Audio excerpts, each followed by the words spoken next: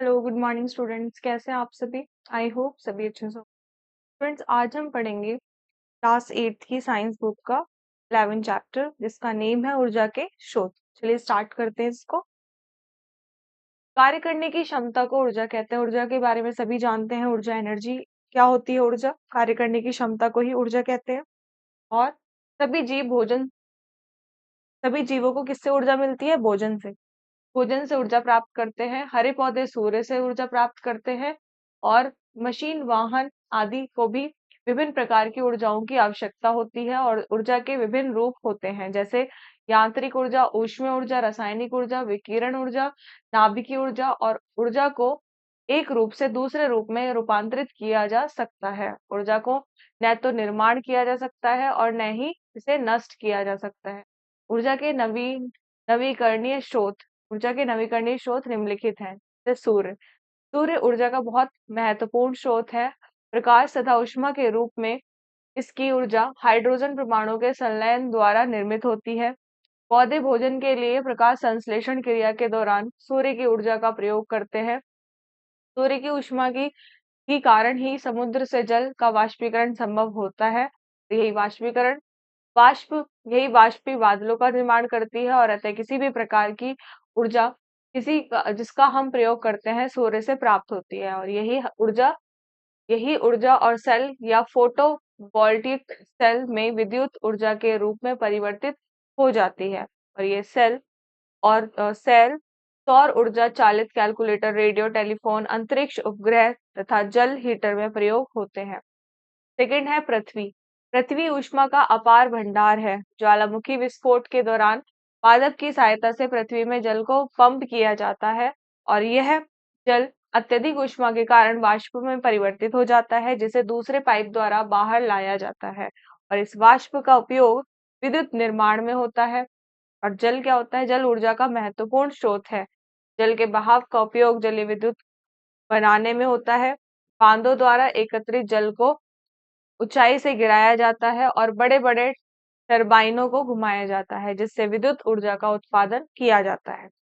Fourth है पवन। पवन जब शक्तिशाली होती है, तो पवन मीन्स हवा होती है, हवा वायु होती है। जब शक्तिशाली वायु होगी तो उसमें गतिज ऊर्जा अधिक होती है। और यह गतिज ऊर्जा पवन चक्की घुमाने में काम आती है। और इस गतिज ऊर्जा से विद्युत ऊर्जा का उत्पादन होता है। काष्ठ तथा बायोगैस क्या होती है? प्रागैतिहासिक काल में लकड़ी को ऊर्जा का महत्वपूर्ण स्रोत माना जाता रहा है। यदि जंगल की लकड़ी को जलाने के लिए या दूसरी आवश्यकताओं के लिए काटें, तो ये कुछ वर्षों के पश्चात समाप्त हो जाएगी। लेकिन इन लकड़ियों को जलाने से प्राप्त ऊर्जा का उपयोग अनेक कार्यों में किया जाता है। ऊर्जा के नवीन नवीकरणीय स्रोत। ऊर्जा के जो स्रोत समाप्त होने पर नवीकृत नहीं किए जा सकते, वे ऊर्जा के अनवीकरणीय स्रोत कहलाते हैं। और ये ऊर्जा को की पारंपरिक स्रोत भी कहलाते हैं, जैसे कोयला, पेट्रोलियम, प्राकृतिक गैस, लिग्नाइट, यूरेनियम आदि। नवीकरणीय तथा अनवीकरणीय ऊर्जा के स्रोतों में अंतर क्या होता है? तो देख सकते हैं, नवीकरणीय स्रोत लगातार उपलब्ध होते रहते हैं और नवीकरण स्रोत लगातार उपलब्ध नहीं रहते। नवीकरणीय स्रोत अक्षय है और ये अनवीकरणीय स्रोत क्षय है। नवीकरणीय स्रोत बनने के लिए थोड़ा समय लेते हैं, उदाहरण लकड़ी, पानी, वायु और ऊर्जा। और अनवीकरणीय स्रोत बनने के लिए करोड़ों वर्ष लेते हैं, उदाहरण के लिए कोयला, पेट्रोलियम, प्राकृतिक गैस आदि। दहन और ज्वाला की बात करें तो ऐसा प्रक्रम जिसमें पदार्थ जलने पर ऊष्मा तथा प्रकाश उत्सर्जित होता है, दहन कहलाता है। दहन क्रिया में पदार्थ ऑक्सीजन के साथ क्रिया करके ऊष्मा तथा प्रकाश उत्सर्जित करता है। उदाहरण के लिए जब मैग्नीशियम रिबन का छोटा टुकड़ा, चारकोल, माचिस की तीली का सिरा अलग अलग गर्म किया जाता है, तो प्रत्येक पदार्थ जलाने पर ऊष्मा तथा प्रकाश देता है।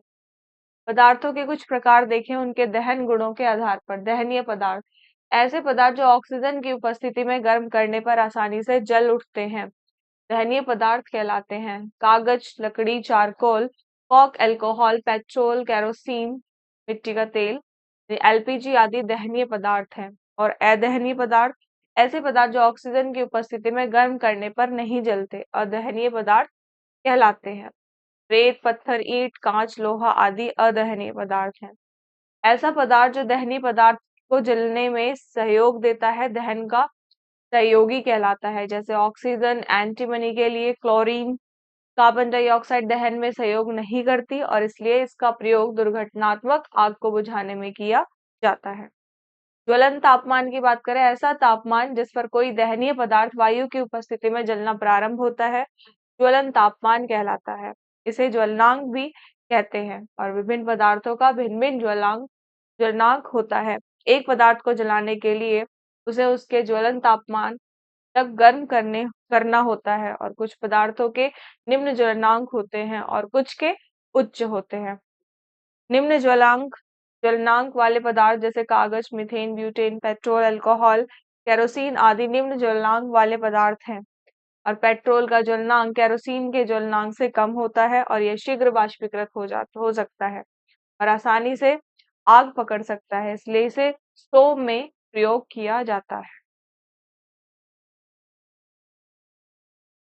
बी देखें, उच्च ज्वलनांक वाले पदार्थ जैसे कोयला, कोक, चारकोल, लकड़ी आदि उच्च ज्वलनांक वाले पदार्थ हैं और इन पदार्थों को निम्न ज्वलनांक वाले पदार्थों की उपस्थिति में जलाया जा सकता है और लकड़ी के गट्ठे को जलाने के लिए कागज या केरोसिन सहायता करते हैं।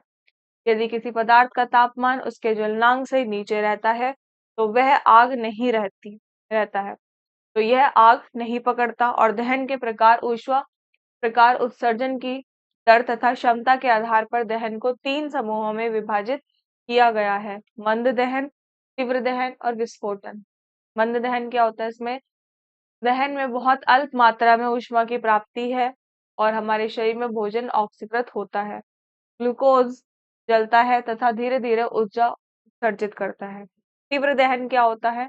एक बहुत ही कम समय में काफी मात्रा में ऊष्मा और प्रकाश के निकलने की प्रक्रिया तीव्र दहन कहलाती है। तरल पेट्रोलियम गैस का दहन, एक मोमबत्ती या एक स्प्रिट लैम्प जो कि ऊष्मा और प्रकाश उत्पन्न करते हैं, तीव्र दहन के उदाहरण होते हैं।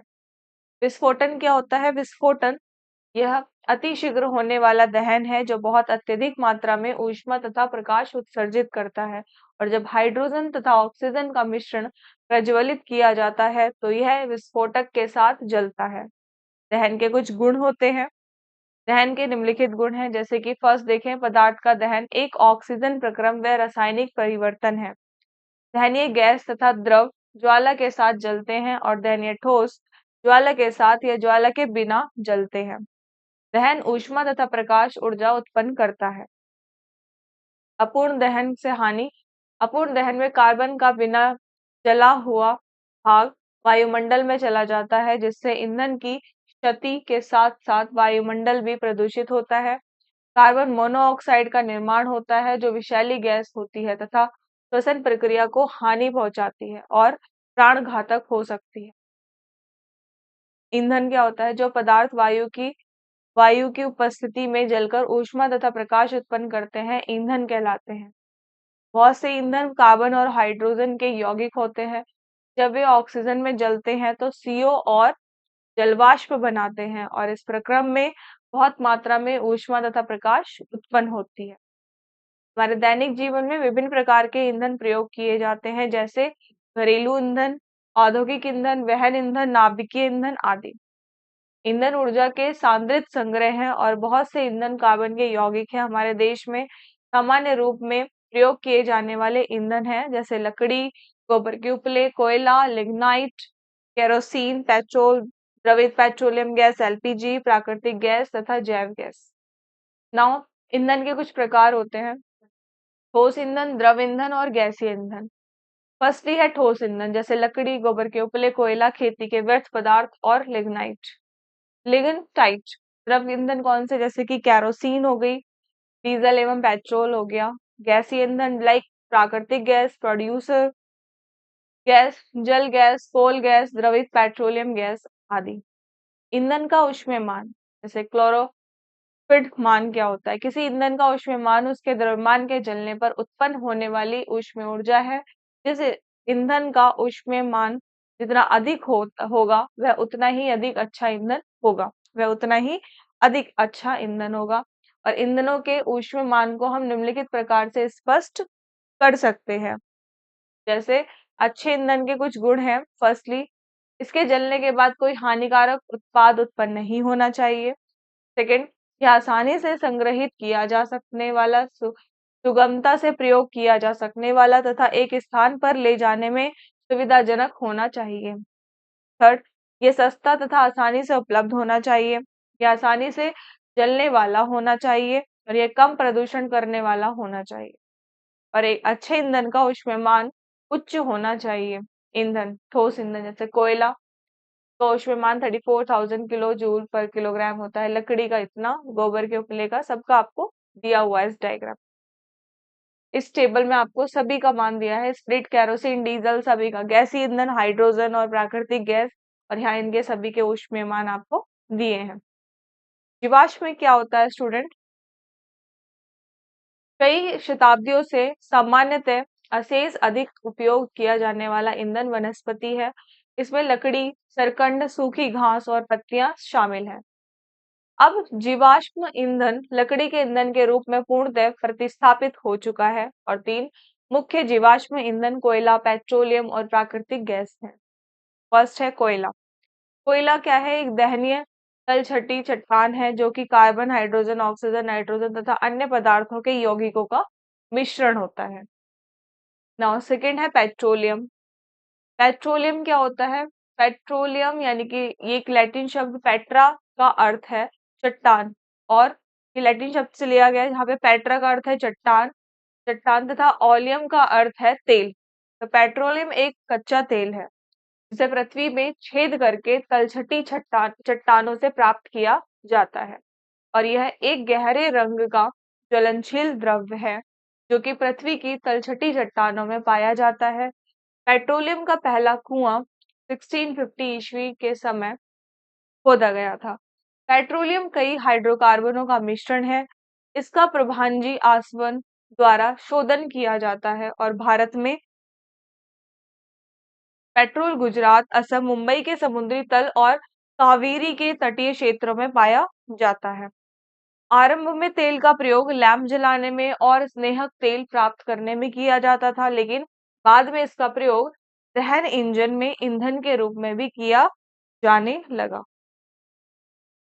नाउ स्टूडेंट्स, अब आता है आपका प्राकृतिक गैस। पेट्रोलियम और प्राकृतिक गैस प्राय समान क्षेत्रों में पाए जाते हैं, लेकिन प्राकृतिक गैस स्वतः भी पाई जाती है। कोयला और पेट्रोलियम की अपेक्षा यह एक स्वच्छ ईंधन होता है। प्राकृतिक गैस गैसों का एक मिश्रण है तथा एक महत्वपूर्ण ईंधन बन गया है। कच्चे तेल की तरह प्राकृतिक गैस कार्बन और हाइड्रोजन के यौगिकों से निर्मित होती है जो कि हाइड्रोकार्बन कहलाते हैं और जिनका ऊष्मायन उच्च होता है। मीथेन, इथेन, प्रोपेन और ब्यूटेन प्रमुख हाइड्रोकार्बन है। इसे शुद्ध करने अर्थात शोधन के लिए गैस का पर्याय कई 100 किलोमीटर लंबी पाइपलाइनों द्वारा प्लांट तक पहुंचाया जाता है। तो आप देख सकते हैं ये गैस सिलेंडर है यहाँ पर। तो द्रवित पेट्रोलियम गैसेस द्रव ब्यूटेन का घर और ब्यूटेन के घर में ईंधन के रूप में प्रयोग होता है। तो ये सभी हम ईंधन के रूप में घरों में अपने प्रयोग करते हैं। नाउ अब आता है आपका ऊर्जा के प्रकार। तो फर्स्ट है आपका सौर ऊर्जा। सूर्य से प्राप्त ऊर्जा को सौर ऊर्जा कहते हैं। ब्रह्मांड में केवल सूर्य ही ऐसी ऊर्जा का स्रोत होता है, और सौर ऊर्जा का स्रोत सूर्य में नाभिकीय संलयन है जो कि अत्यधिक मात्रा में ऊर्जा उत्सर्जित करता है। सौर ऊर्जा का 47% भाग ही पृथ्वी के तल पर पहुंचता है और शेष भाग वायुमंडल द्वारा अवशोषित कर लिया जाता है, अवशोषित और परावर्तित हो जाता है। सूर्य ऊष्मीय ऊष्मीय और परावर्तित हो जाता है, और सूर्य ऊष्मीय और प्रकाशित ऊर्जा का मुख्य स्रोत है। सौर ऊर्जा के कुछ उपयोग हैं, जैसे पहला, हरे पौधे सौर ऊर्जा का उपयोग भोजन बनाने में करते हैं। सौर ऊर्जा का उपयोग बड़े पैमाने पर तापीय ग्रहों में किया जाता है। सौर ऊर्जा का उपयोग सोलर उपकरणों जैसे कि सोलर कुकर एवं सोलर गीजर में किया जाता है। सौर ऊर्जा का उपयोग वोल्टाइक सेल द्वारा विद्युत उत्पादन में किया जाता है। पवन ऊर्जा क्या होती है? जो ऊर्जा वायु की गति के कारण होती है वह पवन ऊर्जा कहलाती है। जब स्थल की वायु हल्की होकर ऊपर उठती है तो ठंडी वायु उसका स्थान लेने के लिए आती है, जिससे पवन बनती है। अब है पवन ऊर्जा के कुछ उपयोग, जैसे कि पहला, पारंपरिक रूप से पवन चक्की को चलाने के लिए पवन ऊर्जा का प्रयोग किया जाता है। दूसरा, इसके अतिरिक्त पवन ऊर्जा के द्वारा पानी निकालने तथा अनाज पीसने का कार्य भी किया जाता है। थर्ड, पाल नौका के संचालन में भी पवन एक महत्वपूर्ण भूमिका निभाती है। जल ऊर्जा, जल की गति के कारण उत्पन्न होने वाली ऊर्जा को जल ऊर्जा कहा जाता है। जल ऊर्जा उत्पादन केंद्र में बहते हुए को ऊंचाई से गिराया जाता है और यह जल जाकर टरबाइन से टकराता है और उसमें गति उत्पन्न करता है। टरबाइन की इस गति से विद्युत उत्पन्न होती है, जिसे जल विद्युत कहा जाता है। फिर है आपका ज्वारीय ऊर्जा।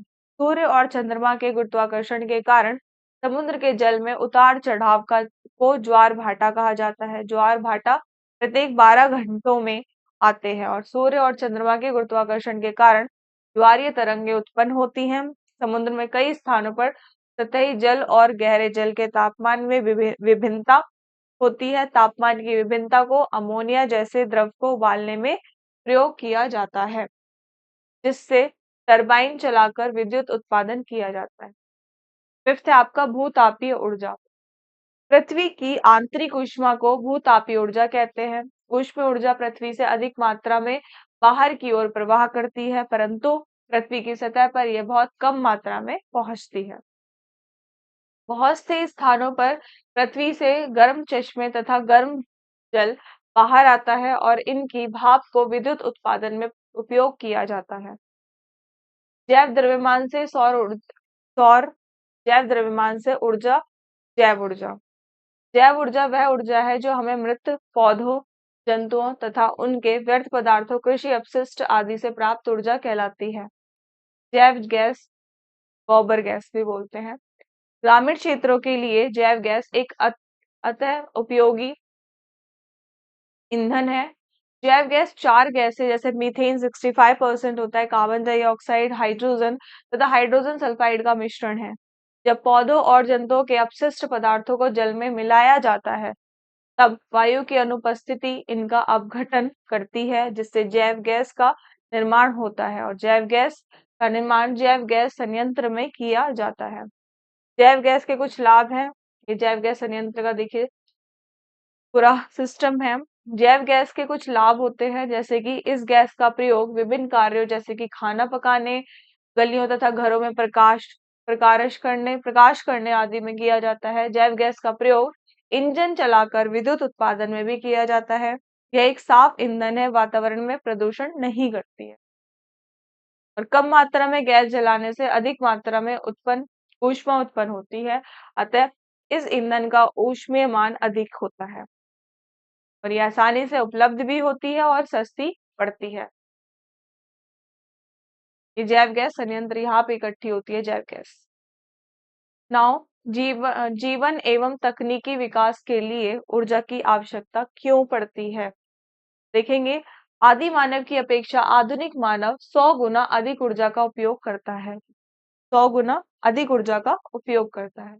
जनसंख्या की वृद्धि से ऊर्जा की मांग में भी वृद्धि हुई है और इस ऊर्जा के प्रयोग का क्षेत्र तकनीकी क्षेत्र है और उद्योग धंधों को चलाने के लिए हमें ऊर्जा की आवश्यकता है। केवल विभिन्न उपकरणों को चलाने के लिए ऊर्जा की आवश्यकता होती है, बल्कि इन्हें बनाने में भी इसका प्रयोग किया जाता है। आइए हम उन क्षेत्रों पर दृष्टि डालें जिनमें ऊर्जा का व्यापक स्तर पर उपयोग किया जाता है। खाद्य संसाधन तथा प्रशीतन, घरों में, उद्योगों में, विभिन्न वस्तुओं के उत्पादन में, घर में विभिन्न आरामदायक उपकरण जैसे कि दूरदर्शन, रेफ्रिजरेटर या एयर कंडीशनर आदि चलाने के लिए भी इसका उपयोग करते हैं। कृषि क्षेत्र में विभिन्न आधुनिक उपकरणों जैसे कि दूरदर्शन, रेफ्रिजरेटर या एयर कंडीशनर आदि चलाने में भी किया जाता है। मनुष्य तथा सामान के एक स्थान से दूसरे स्थान पर ले जाने के लिए जैसे कि बस, गाड़ी तथा वायुयान आदि की सहायता प्राप्त करने के लिए भी इसका उपयोग किया जाता है। ऊर्जा का संरक्षण किस प्रकार होता है? ऊर्जा स्रोतों का बुद्धिमानी तथा मितव्ययिता पूर्वक प्रयोग ऊर्जा का संरक्षण कहलाता है। हमें ऊर्जा के नवीकरणीय स्रोतों पर निर्भरता यथासंभव बढ़ानी और ऊर्जा के अनवीकरणीय स्रोतों अपनी निर्भरता घटानी चाहिए। इसके लिए हमें निम्नलिखित स्रोतों का अधिकतम प्रयोग करना चाहिए। पहला, विद्युत उत्पादन के लिए जल, पवन ऊर्जा और सौर ऊर्जा का प्रयोग पौधों और जंतुओं के अपशिष्ट ऊर्जा के स्रोत हैं और घरों के लिए जैव गैस ऊर्जा का एक अच्छा स्रोत है। पारंपरिक चूल्हे के स्थान पर ऊर्जा के कम खपत वाले उपकरणों जैसे कि धूम्र रहित चूल्हे का प्रयोग करना चाहिए। सौर ऊर्जा के प्रयोग के लिए सौर सेल और सौर जल हीटर, सौर कुकर और ड्रायर का प्रयोग करना चाहिए। धूम्र रहित चूल्हे तथा पारंपरिक चूल्हे में अंतर क्या होता है? नवीकरण नवीकरणीय स्रोत और अनवीकरणीय स्रोत। देखिए डिफरेंस देखेंगे इन दोनों के बीच में। नौ, धूम्र रहित चूल्हे में धुएं के निकलने के लिए अलग चिमनी की व्यवस्था होती है और पारंपरिक चूल्हे में धुएं के निकलने के लिए चिमनी की व्यवस्था नहीं होती। धूम्र रहित चूल्हा दहन पूर्ण होता है और जिससे ईंधन की उतनी ही मात्रा में अधिक ऊर्जा का उत्पादन होता है और पारंपरिक चूल्हे में अपूर्ण दहन से ऊर्जा तथा ईंधन का क्षय होता है। धूम्र रहित चूल्हे की कार्यक्षमता अच्छी होती है और पारंपरिक चूल्हे की कार्यक्षमता कम होती है।